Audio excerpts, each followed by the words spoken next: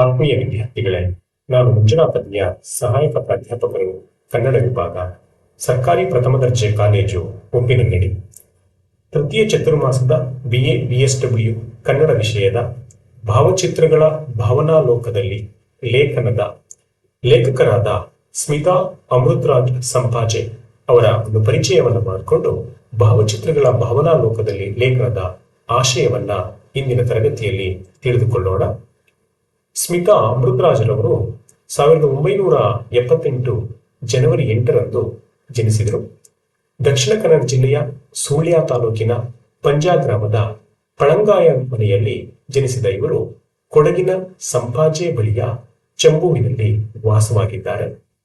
ಇವರ ಶಿಕ್ಷಣದ ಬಗ್ಗೆ ನಾವು ತಿಳಿದುಕೊಳ್ಳೋದಾದ್ರೆ, ಪ್ರಾಥಮಿಕ ಶಿಕ್ಷಣವನ್ನ ಮಡಿಕೇರಿಯ ಮೇಕೇರಿ ಶಾಲೆ, ಪ್ರೌಢ ಶಿಕ್ಷಣ ಜೂನಿಯರ್ ಕಾಲೇಜು ಮಡಿಕೇರಿ ಮತ್ತು PUCಯನ್ನ ಸಂತ ಫಿಲೋಮಿನಾ ಕಾಲೇಜು ಪುತ್ತೂರಿನಲ್ಲಿ ಪಡ್ಕೊಳ್ತಾರೆ.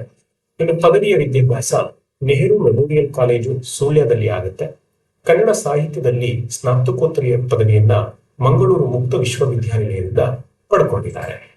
ಇವರ ಒಂದು ಸಾಹಿತ್ಯ ಕೃಷಿಯ ಬಗ್ಗೆ ನಾವು ನೋಡೋದಾದ್ರೆ, ಇವರ ಒಂದು ಕವನ ಸಂಕಲನ ಕಾಲ ಕಾಯುವುದಿಲ್ಲ, 3 ಲಲಿತ ಪ್ರಬಂಧಗಳನ್ನ ಬರೆದಿದ್ದಾರೆ. ಅಂಗಳದಂಚಿನ ಕನವರಿಕೆಗಳು, ಒಂದು ವಿಳಾಸದ ಹಿಂದೆ, ನೆಲದಾಯ ಪರಿಮಳ, ಈ 3 ಲಲಿತ ಪ್ರಬಂಧಗಳಾಗಿದೆ. ಇನ್ನು ಹೊತ್ತಗೆ ಹೊತ್ತು ಅನ್ನೋದು ಪುಸ್ತಕ ಪರಿಚಯದ ಕೃತಿ. ಇವರಿಗೆ ಸಾಕಷ್ಟು ಪ್ರಶಸ್ತಿಗಳು, ಪುರಸ್ಕಾರಗಳು ಬಂದಿವೆ.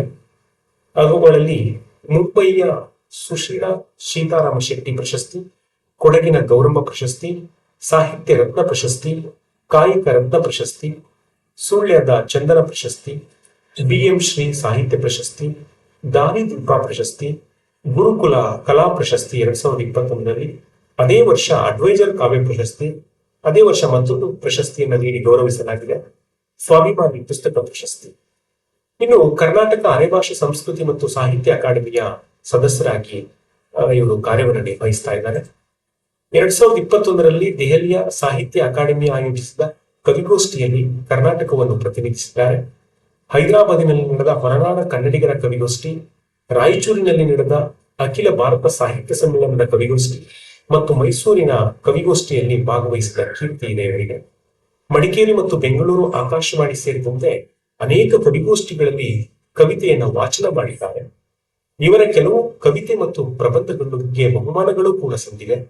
ಇವರ ಕೆಲವು ಕವಿತೆಗಳು ಇಂಗ್ಲಿಷ್ ಮತ್ತು ಮಲಯಾಳಂ ಭಾಷೆಗಳಿಗೆ ಅನುವಾದಗೊಂಡಿರುವುದನ್ನು ನಾವು ಮನಗಾಣಬಹುದಾಗಿದೆ. ಇಲ್ಲಿ